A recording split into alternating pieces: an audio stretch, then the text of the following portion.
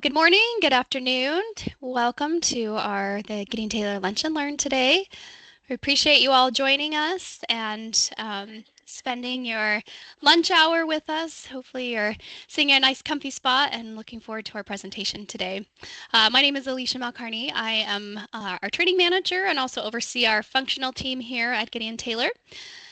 And I think we'll go ahead and get started. Our recording is going. Just a couple of things as a heads up for these sessions. Those that have registered for this session will receive an email with a link out to the recording. So you're the first to get that recording. If you have registered for the session, that will come your way. We also have a new page on our website where all of those recorded sessions are available. So if you missed one in the past and you hadn't registered, you can still go out and view those out if you just head out to our website. And you can even in the search bar type in Lunch and Learn, and there's a whole page with all of that information out there. So let's jump right in. I'm excited to introduce our speaker today. Jay Jorgensen is somebody I've worked with for many years, and many of you probably have as well. He is one of the good ones here at GT, of all of the good ones. Jay is our PeopleSoft Apps product lead, and he's going to talk with us today about guest users and guest access and how we can implement and use that within our forms within PeopleSoft. So I will turn the time over to Jay. And thanks, Jay. All right. Thanks, Alicia. Well, welcome everybody. I'm really excited to have this conversation. Some of you may know already this is one of my favorite things to talk about, which probably says more about me than the topic itself. Anyway, so as you know, today's presentation is called Guest Users Are People Too, and it'll walk through, just the approach and kind of what it takes to implement secure external participation in forms. Alicia introduced me a little bit. Like she said, I'm the PeopleSoft Apps product lead. I've been at GT for 10 years, and I think Alicia's been here quite a bit. She's been here that whole time, so we have worked together a lot. And I've worked together with many of you. I'm looking through the names, and I'm seeing a lot of names I recognize. Okay, so in terms of the agenda, what we'll see today, we're going to go over PeopleSoft guest access generally and talk about what that means. Then we're going to go into invitational participation in forms. There are a couple different kinds of guest access. One is invitational and one is self-service. We'll talk about the differences and implementation differences. We'll talk about the GT token. Then again, that self-service participation. Typical implementation path for guest access. Then we'll have a really cool, just little blurb by Andrew Badiz. He's going to talk about the AI latest and greatest that GT's working on, and some really cool brand new things. So we'll do that, and then we'll have Q&A at the end. Feel free to ask questions along the way if you have any. Alicia, if you see them, just pause me and so I don't miss them. Okay, so let's jump into it. So PeopleSoft guest access generally. So traditional PeopleSoft security is what you're already used to all the time. So as you're doing your jobs day by day, you sign into PeopleSoft and you can access all of the content that you need to do your job. So this is the part, traditional PeopleSoft security, you have a unique user profile. It's yours and yours alone. And your security admins have given you the access to do what you need to do. This is great almost always, except when maybe you need somebody to access PeopleSoft content that doesn't have a user profile. In that case, you only have a couple choices. One is to create a user profile for these guests, and they may only be using it one time, or enable guest access in your system such that any guest can access PeopleSoft, but you can do so securely. So the main benefits of the guest access are that you don't need to junk up your system with user profiles for every possible guest, and then you only have one guest user profile to maintain, which we'll talk about what that means. One of the main things I I would love for everyone to know is that guest access is delivered functionality. It's not a GT construct to enable guest access in PeopleSoft. Um, of course, you can enable guest access in Forms and any custom application in PeopleSoft, but really we're leveraging delivered functionality to do that. You may very well already be using guest access without even knowing it. So some really common ones, like in Campus Solutions, for example, you may already be exposing the course catalog to guests. So maybe you want prospective students or their parents to be able to go and see what courses you offer at your institution. That's in PeopleSoft, and there's a public page exposed so that people can go access that information. And that's totally secure and fine because there's no private information in the course catalog. Another common one is application self-service. So prospective students applying to your institution, they can apply or start the application at least without having a unique user profile. Both of these leverage guest access in PeopleSoft. The main one in HCM is the candidate gateway. So prospective employees applying for positions and then onboarding them thereafter. And then in finance, the main one is supply registration. So supply registration has um, public elements where your organization's vendors can register, upload information, and maintain their profiles there. All of these are delivered PeopleSoft modules, and they leverage guest access natively. So when you log into PeopleSoft to do your job, this is what the security flow looks like from the point of onboarding somebody new to them doing their jobs day to day. So the first thing is that a user profile is created. Usually this means your security admins, they go and somebody gets hired, John Doe gets hired, and then your security admins create a user profile, and then your admin will add roles and permission lists and role level security appropriate for that person's job. Then the user accesses PeopleSoft, like with a link or something, they authenticate, and then the user accesses their provisioned content.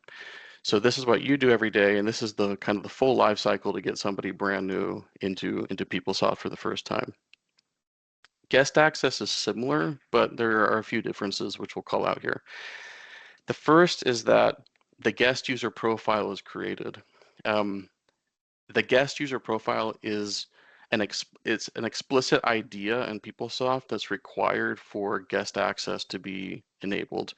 It's a thing. There is only one of them in, well, there can be more, but usually there's only one guest user profile and it's designated as, hey, this is the guest user profile. So your security admins will create that, and roles and permission lists and role level security are provisioned.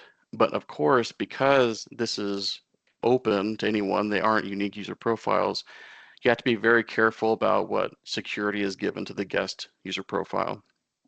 You definitely wouldn't give them access to anything with private information without implementing maybe GT tokens, which we'll talk about a little bit later. So after that happens, the user can access PeopleSoft with a link or something like that. And then the main difference is that the user then bypasses authentication and they actually act as the guest account. So if you've ever done Control-Shift-J to look at information about your environment, if you did that as the guest, you would see, okay, I'm the guest user right now.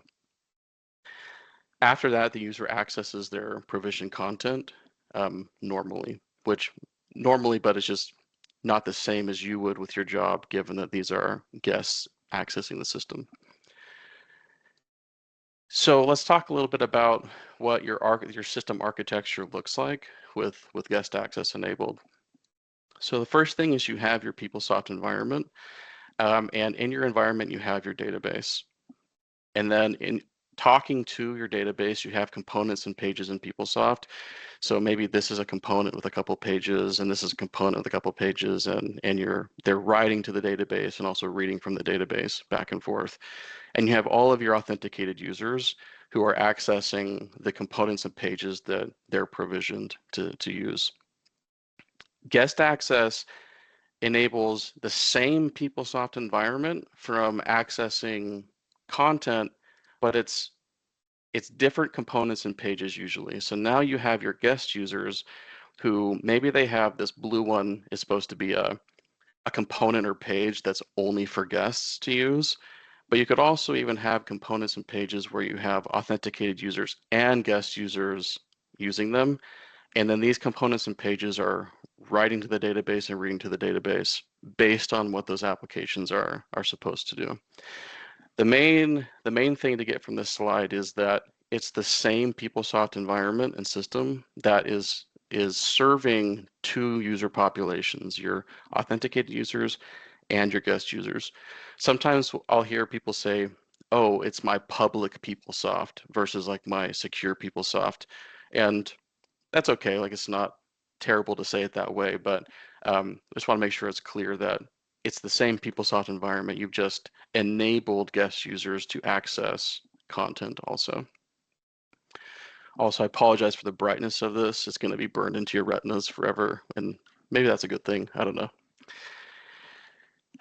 So I mentioned that there are two types of guest access. The first is invitational guest access, and this is the one that we spend the most time talking about. It's the most common. But invitational guest access allows external users to access a specific page or form in the system. It's not like open self-service access because invitational access requires that like an internal user with a user profile initiate the process, and then the guest user will access secure content like via an email link or something like that. The main thing though is that invitational says, okay, I'm a core user and I'm going to invite a specific person to access an application in PeopleSoft. In our case, the application is a form usually, but I'm saying, okay, Alicia doesn't have access to PeopleSoft. I'm going to invite her to participate in the form that I started. The important thing is that non-public content can still be surfaced securely with a proper implementation. So even though Alicia may not have a unique user profile, because of that link and implementing that the right way, which again we'll get into, Alicia could access a specific form that's only for her and not mistakenly or maliciously access any other form that might be for a different guest. Self-service guest access is it's the opposite of invitational. It means that the general public can go and access certain pages or forms. A very common example in Campus Solutions again would be exposing the course catalog. It's just open to anyone. There's no private information. Anyone can go look at the course catalog at any point in time. Because it's completely open though, it has to be implemented really carefully to avoid exposing any private data. The application itself has business logic to filter out spammy, fraudulent, or otherwise invalid requests. You just have to be very careful that if it's completely open to the public, there's no way of private information inadvertently being exposed in a self-service application. So let's jump into invitational guest access. So here are some real life examples that many of our customers already do. In Campus Solutions, one of the probably our most popular guest access solution is FAFSA or financial aid applications. So that means I'm a student and I need to apply for financial aid for the next year. I submit a form that requires that my parents or guardians upload their W-2s and their financial information as part of that FAFSA application. I have a user profile, but my parents don't. So I submit an application. I tell the form who my parents are. The form routes to my parents to upload their W-2s and upload their financial information. And then core users evaluate the application and financial aid is eventually awarded. That's probably our most common use case. Another very common use case though is FERPA affiliate access. I mentioned this just on the advisory group meeting before this one, but we have clients who have a form for a student to indicate for their FERPA access for their parents. And then there's a secure link their parents can use to look at their students' information that the student's designated as being okay, without ever having to sign into PeopleSoft. And that also prevents FERPA offices from having to like get like a verbal code, the parent having to call in and say, hey, what's my student's uh, like balance or something like that. Instead, the parent can just go look in PeopleSoft and never have to call in. Dual and concurrent enrollment is a growing one. We've done quite a few of these, and it seems like we're doing them more often with our clients. But that's a high school student who is still in high school but wants to get some college credit for a course. Um, they will submit a form, and then it will route to their parents who don't have user profiles in PeopleSoft, and it'll even route to their high school guidance counselor for approval. And then once all of that's approved, it'll go back to the institution's core office for enrollment. Applying to an institution is another common one our clients use. So students will start applications before they have user profiles. And then a cool one that our friends at the University of Windsor implemented is their graduate students would have to supply reference letters, 3 reference letters as part of their application. So they used an invitational guest access form to send to each of the references and say, hey, do you want to supply a reference letter? Yes or no. And those references didn't have to have PeopleSoft user profiles. For HCM, our 2 most common ones would be employee onboarding, hire transactions before an employee has access to the system. Also our I-9 form, so an employee can submit their I-9 and their employment eligibility can be verified before they have a user profile. And another really cool one is sending W-2s or other tax documents to employees that were separated during the year. So I resigned from GT, but they still need to send me my W-2 at the end of this year. They could send me a secure form that said, hey, download your W-2 with this, and then they don't have to worry about my address having changed since I quit or something like that. For finance, the ones we've done, supplier vendor registration, supplementing what PeopleSoft delivers there. And then the grants pre-award was a really cool one that we built with the University of Oklahoma, where their grants pre-award process would involve lots of people who wouldn't have access to PeopleSoft, who needed to supply information before the grant could be applied for. So it's this big, huge, just conglomeration of data pulling from people who both had access to PeopleSoft and those that didn't, and that used invitational access. So for the invitational form flow, this is the way that it works. The form is submitted by an authenticated user. So again, I'm a student, I have user profile, I submit a form, and then I'm indicating my parents' information in the form for like the FAFSA application, for example. So I would say, here's my parents' name, here's their email address. Then the actual guest user is included in the workflow, and there's code that's implemented to route to the right guest. The workflow actually says the generic guest user, but then I have code that routes to my parent specifically. Next, the guest will receive an email notification with a secure link, and then the guest accesses and acts on the form without having to authenticate, but still doing so securely. And then the form flow continues after that. So the main question then is, but how do we make the link secure if they don't have to sign in? And the answer is the GT token, da da da. So what is the GT token? And mostly it's just marketing. It's just a token, and tokens are all over in like the life internet. It deserves the branding still, but it is just tokens which are used everywhere. At its most basic level, a token is just a long string of characters, like random characters that looks something like this. Like this could be a token. They're also called UUIDs or GUIDs. Those phrases are the same as token. The length and randomness of the string make it infeasible to guess or hack. So, for example, at least until quantum computing becomes a thing, this string being random, I think you could probably take all of the computers in the entire world and they would be unable to guess or hack this string in our lifetimes for sure. Um, a token can be associated. So like this string right here could be associated with a set of private data in PeopleSoft. Like for example, it could be tied to a form transaction or a set of private data, a person's identity.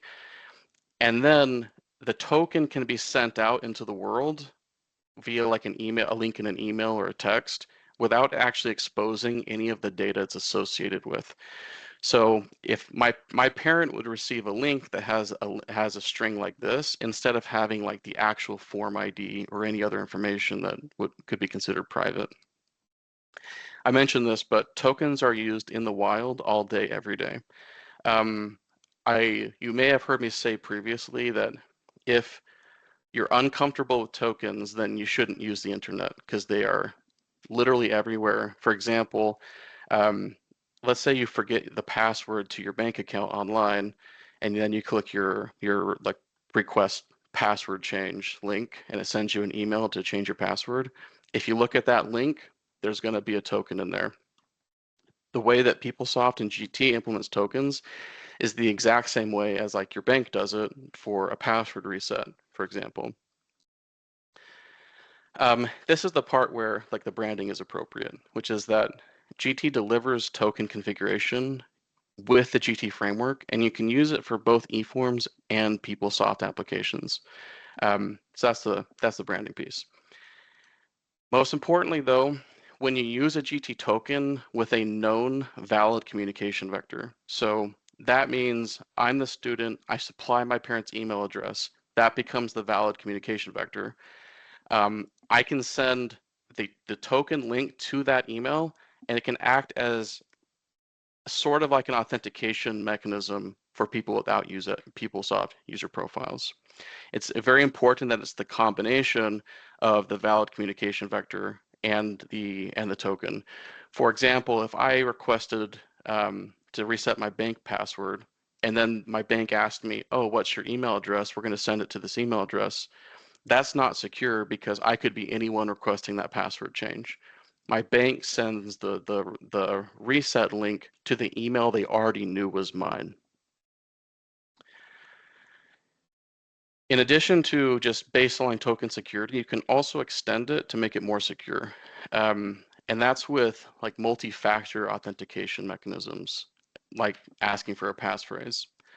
So this comes in the form of requesting additional information that only my external participant would know before accessing the form. So some common examples would be a passphrase. So the submitter of a form designates a passphrase and then tells that, so if I'm in my student example, I submit my FAFSA application, I designate a passphrase, and then I'm going to tell my parent over the phone or over text or something like that what the passphrase is, not via email, so that if my parent's email were compromised, um, the hacker of the email would also have to know the passphrase, but they wouldn't know it because it was via text or call, not via the email account. Additionally, you could use other private information like social security number, birth date, email address, other information that the combination of it all being right does a pretty good job validating that somebody is who they say they are. Important to note, though, is that the multi-factor authentication mechanisms are built into your form. If you choose to, they don't come with baseline GT token functionality. They're not hard to do, but you have to do them, choose to do them with your form and implement them. Okay, so now it is demo time to show you what this looks like if I were a student applying for financial aid. Let me sign into PeopleSoft here. Okay, perfect. Can everyone see PeopleSoft now? Did that work okay?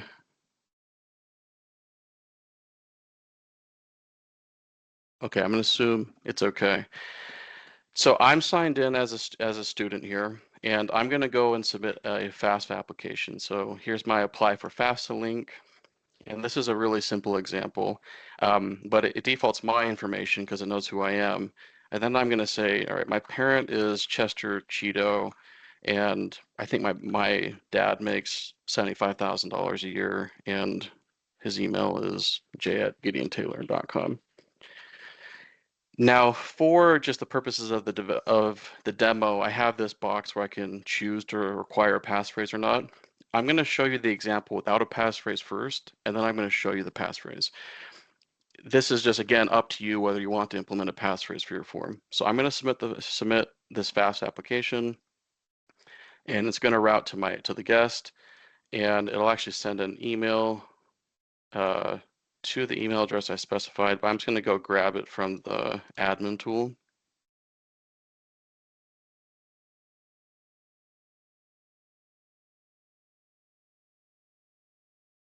All right, here's my email that it sent out. It says, Dear Chester Cheeto, your student has submitted a FAFSA application, and here's the link. So I'm going to copy this link, and then I'm going to open it in Safari, so a different browser tab, so that it's not signed in as me. Okay, so now you can see that I am in Safari. It's going to load here. And it takes me straight into the form, and I'm acting as the parent now. And what it wants me to do is upload my W-2 to prove my income.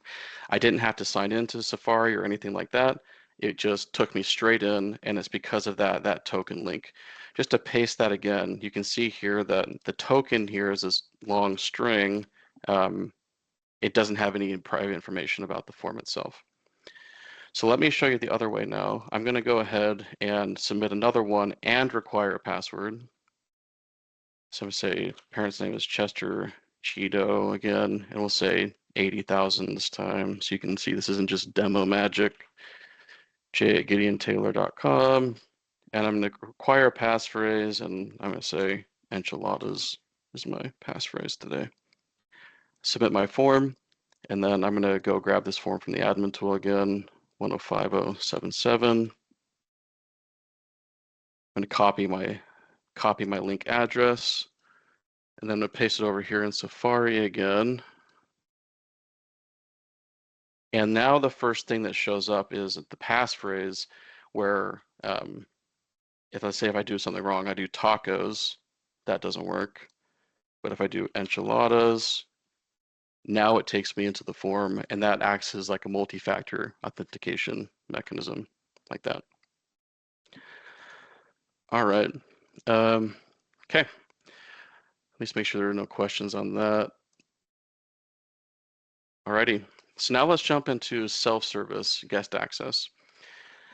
So we have customers who have implemented self-service guest access too. For example, a name change request. Our friends at UC Berkeley either are implementing or have implemented a form where alumni who no longer have user profiles can submit a name change request without having to have their user profile anymore.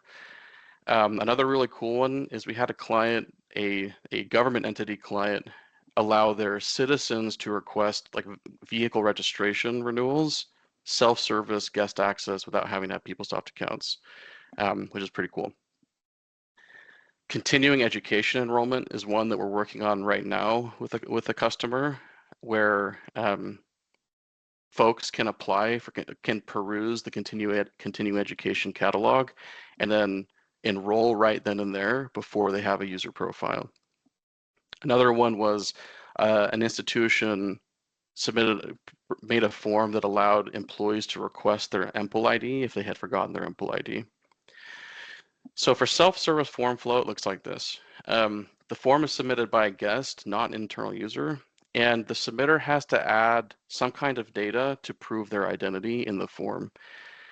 Then internal users need to validate the submitter's identity as part of workflow, and then after that, the form flow continues.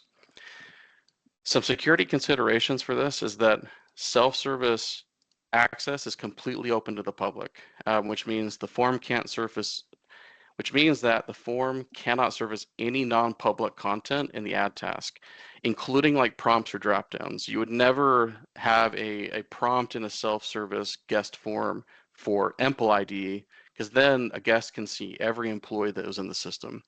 Because of this, a public self-service form will often end up just being largely a series of open edit fields, because even a prompt or dropdown could potentially be servicing private data.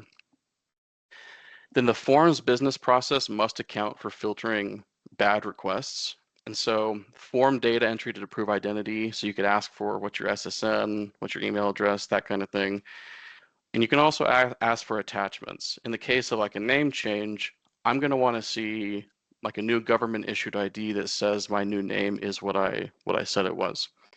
CAPTCHAs are another idea. I don't know if I've ever had a client implement CAPTCHAs, but you could, and it would be cool to do that. It's best to segregate your self-service and invitational guest access forms. And if you get GT's help to implement guest access, we do this for you automatically. So I was going to show a demo, running a little long though. Yeah, I'll still show it to you really quick. So I'm going to show you the self-service one. Let's see. Give me just a second.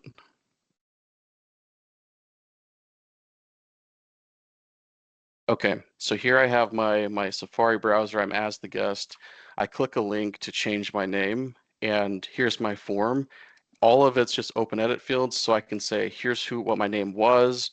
Here's the SSN on file. Here's what my new name is going to be. And by the way, here's a picture of my driver's license to show my new name. But I didn't have to sign in. I didn't have to do anything. I can go ahead and submit that form right then and there. Okay, so a typical implementation approach looks like the following.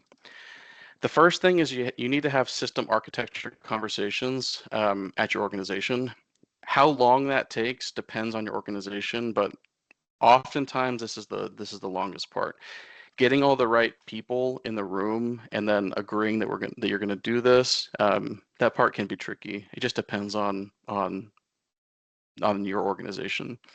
Once it's agreed upon and the design is set, it's pretty quick. Your PS admins can usually implement it in a day or two. Then you need to have security conversations, and again, this varies org to org, but once everybody's aligned, it's very fast to do the security pieces, less than a day for sure. And then you have the form development, and the actual guest access part of your form can usually be implemented in less than a day with everything else implemented in your form. So not too bad actual implementation, usually much longer to have conversations. When you're having the system architecture conversations, you have to have you ask a couple questions with your PS admins. The first is, do we already have public architecture? If so, do we want to reuse it, or do we want to stand up new architecture? There are a lot of different ways you can stand up public architecture. Some PS admins are very opinionated, some don't mind. GT delivers a guide on how to do one of the ways you can do it. So, and we could hand that to you to give to your PS admins to set it up if they're unfamiliar. What will the new public URL look like? If you're reusing architecture, then you're more limited. If you're standing up new architecture, you can choose what the public URL would look like. And then do we need to adjust any firewall rules or settings? Particularly if you use like AppScene firewall rules, you'll probably need to adjust those to allow for the guest traffic to occur. So these are all of your system architecture conversations that you would have with your PS admin. Next is your security conversations. And the first question is, what will the guest user profile be called? If you're reusing your public architecture, the guest profile will already have a name and that'll just be set in stone. But if you're standing up new architecture, you can choose what the guest user is going to be. If you had public architecture just for forms, I see a lot of clients name it like GT guest or something like that. Some people like it to be just more generic like guest or You can name it whatever you like. It's designated as the guest somewhere else. It doesn't actually have to have the word guest in there. And then what needs to be on the permission lists and roles? GT, if you implement it like token and all of that with GT, we help you get a lot. We help you get quite a ways there for the permissionless and roles, but there's still conversations to be had with your security admins to make sure that the guest user profile gets exactly enough to do what they need to do, but no extra so that a guest can't accidentally or maliciously access something in PeopleSoft that they should not be able to access. After that, you have your form development, and there are a few pieces to this. The first part is you have a series of config pieces that are needed to make guest access work in a form. The first is your workflow. So that's routing to the actual guest person, the actual guest account. Then you have your email notifications, which will send that link to the guest that's specified with the token link that's secure. Then you have your form business logic to validate identity of guests and anything else that might happen there.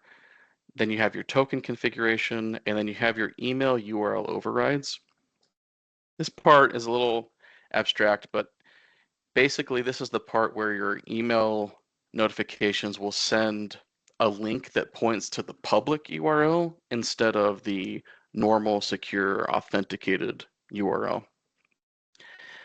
There's additionally some code that's required, and there's some code to send the email to the forms guest participant. The guest user profile in PeopleSoft is going to have either no email address associated or it's going to be a generic one, and that's going to be useless in this case. So we write some code to programmatically say, send to this student's parent email address instead of the email address associated with the guest user profile. There's some code to generate the unique token, and then the most challenging part for sure is the application endpoint security. So that's just making sure that every single endpoint that a guest might get to doesn't expose any private data. They can't get anywhere else they shouldn't be. They can't get to another form that they shouldn't see. It's writing the code there that locks all of that down. Then lastly, you have your testing. You need to do end-to-end testing, including endpoint penetration testing for sure. And all of the conversations aside with your PS admins or your security admins or the implementation, this is probably the trickiest part, particularly if you are unfamiliar, if it's the first time or if you're unfamiliar with this. Because you're exposing content in PeopleSoft to guests, you just need to be really careful that you don't unintentionally expose something that shouldn't be exposed. And that's where the endpoint testing occurs. Here comes my shameless sales pitch. Implementing guest access is not all that hard for any of the individual pieces, but if you do it incorrectly or poorly, you can expose non-public content or data from your PeopleSoft system. I really recommend to clients that you at least have a conversation with us just to have like strategy talks to make sure that your approach is sound. If not having us help you implement it all the way. Another part that's tricky is that the endpoint penetration testing can be really tricky if you're not an expert there. We know how to do that. We can help you do it. We can even help you have conversations with your PeopleSoft and security admins, even uncomfortable ones. I've been in plenty of uncomfortable conversations with client admins, and it always ends up being happy at the end. And then perhaps surprisingly, even if you have GT help you do it all, usually we can help you do it in 10 or fewer consulting hours, which is typically enough just with credits if you have the enterprise license, which so it's really not even too crazy to do that implementation. Okay, that was a lot of talking. That was it for the prepared content on the guest access. We're going to go ahead and transition to the AI latest and greatest conversation. I think I saw Andrew join. Yep. So Andrew is our lead of our AI practice, and he's going to do some quick demos of what GT's been up to for AI. We're doing some really cool things, so I'm excited to show this. Honestly, I made him wait until after my stuff so that you wouldn't fall asleep so quickly after you would still stay on for my stuff after seeing his exciting stuff. So let me stop sharing, and then Andrew, over to you. All right. Thanks, Jay. Can you hear me all right? Yep, sounds great. All right. This is really quick. Hi, everybody. We get a lot of feedback. People say they go to a conference, they see this cool stuff they're doing with AI inside Fusion apps and HCM Cloud and that sort of thing. Sometimes they're seeing it in Workday, and they say to us, we're going to be on PeopleSoft for a while. We're getting all the value we can out of it. What can we do? Well, good news. Anything you see at those conferences, you can do in PeopleSoft. I want to show you just a quick sneak peek of some of the stuff we're working on with clients. So I'm going to share my screen here. Jay, is that coming through okay? Yep, looks great. Yep. Great. All right. So let's do the first one here. This is embedded AI within PeopleSoft. Let's say you're a long. So, can you hear that audio, Jay, when I play that? Yep, it comes through. I'll just let this play, and we'll circle back. You're a long way of migrating off PeopleSoft to the cloud, but you've been to a recent conference. You were really impressed with some of the AI features you're seeing in applications like Oracle Fusion. Well, alas, you don't have to wait 5 or 10 years. GT is infusing AI all through the PeopleSoft experience, and we're doing it without customizations. In this case, I'm a recruiter, and I'm looking to make a job posting. When I go to this page, you'll see a special button using event mapping and entirely customization free. By clicking this button, my AI job posting assistant is going to help me write this job posting using real data from the component in real time. AI is going to write the job posting better than I ever could, and it's going to save me a lot of time. By simply clicking the button, making a few edits, I can save and post this job in no time. Find out more about what GT is doing with AI in PeopleSoft by reaching out to hello@gideontaylor.com. All right, that's the first one, and that's pretty powerful. I mean, not only does it save a ton of time for a recruiter, and I know this is an HR use case, we're doing this in campus solutions and financials as well, and it brings the benefits of saving time. But in addition to that, for something like job postings, it can use best practices around, search engines and SEO. It's can use best practices around accessibility and inclusive language. And so you don't have to rely on humans who tend to maybe forget their training or make mistakes. It's just automatic. So similarly, let's look at the other side of the equation. Maybe I'm a job seeker looking for a job.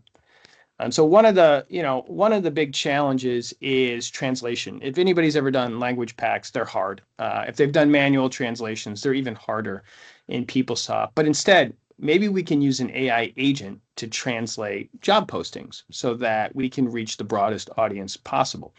And so what you'll see here is using AI, we're going to pick a language that's, pretty difficult to show this off. So let's go with Mandarin, double byte characters, not easy to do. Going to hit a button here, and the AI agent's going to take everything in the PeopleSoft page. Again, customization free, and everything now is in Mandarin. So that's pretty amazing.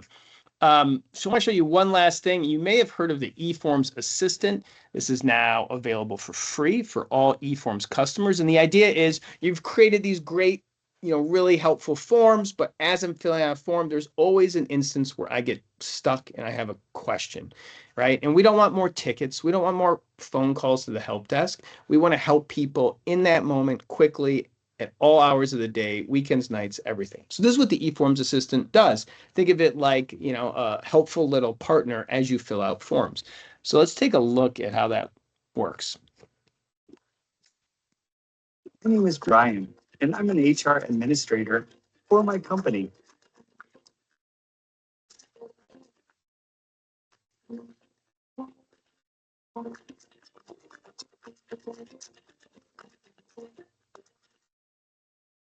I think I'm going to stop this because I think I chose the wrong one. I wanted to show you all an example in the context of students, since I've already shown you some HR examples. So hold on, let me just find it here. This one here.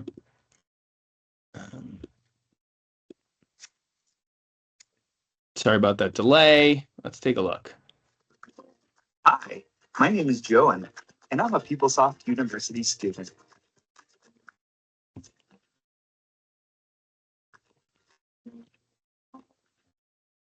The audio's a bit spotty, Andrew. I'm Is not it? sure if it might get better when he talks again. Let's see. Let's see. I'm going to jump ahead. Finish registering for my classes. It's okay. Okay. I've logged into my student homepage, and I see the hold here in my tasks. Let's click that and find out why I have a hold. Library fines? Oh, that's right. I forgot that I lost a library book last year and I have to pay a fine. Let's see what my outstanding balance is for that hold. $100? Oh boy, I don't get paid again for another 2 weeks. How am I going to remove this hold so that I can register for all my classes?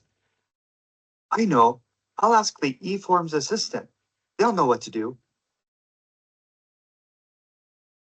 Help! I have a hold on my account. Okay, the eForms assistant shared some info. Oh, an emergency loan application. That might actually do the trick. Hey, it looks like I can click this link to start an application. So just pause it for a second. Let's say you've really embraced eForms and you get 100 eForms out there. I think one of the challenges is your users don't necessarily know that there's an eForm for their situation. So what the AI does is just ask in your own words if you have trouble, and it has awareness of the whole eForms catalog you've deployed and can direct you to the right place when it's relevant. And that's what you just saw there. Okay, seems pretty straightforward. Let's see, enter amount. I wonder how much I can ask for. Let me ask. How much can I get? Okay, looks like up to $1,000 without any additional support or approvals. Okay, I wonder if I can get those funds quickly. Let me ask again. How quickly can I get my funds? 2 to 3 days? Oh, well, that's perfect. Okay, so let's see. I need $100 and I need it to pay library fee so I can register for my classes. All right, let's see here. File attachments, provide supporting documents. Okay, let me ask again. What supporting documentation should I attach? See, medical bills, family support. Okay, none of this really applies to me. Great, perfect. And it looks like the emergency loan must be repaid within 90 days. Oh, okay, I get that. Great. Hey, thanks so much for your help.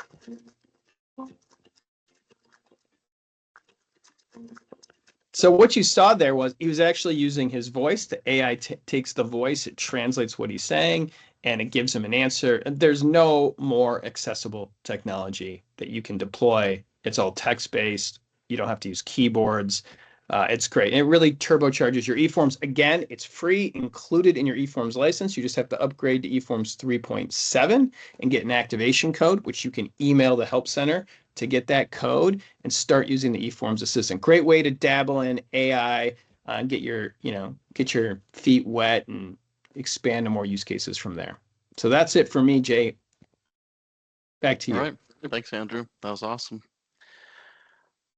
All right. Any questions for Andrew before we go back to the Q&A for the guest access stuff? All right.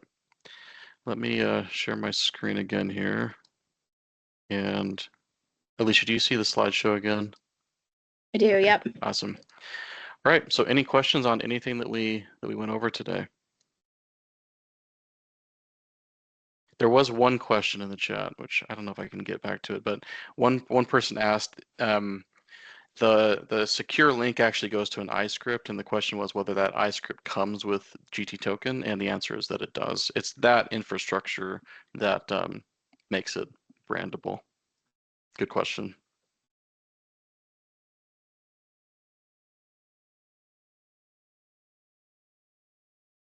Any other questions? You can pop them in the chat or in the Q&A.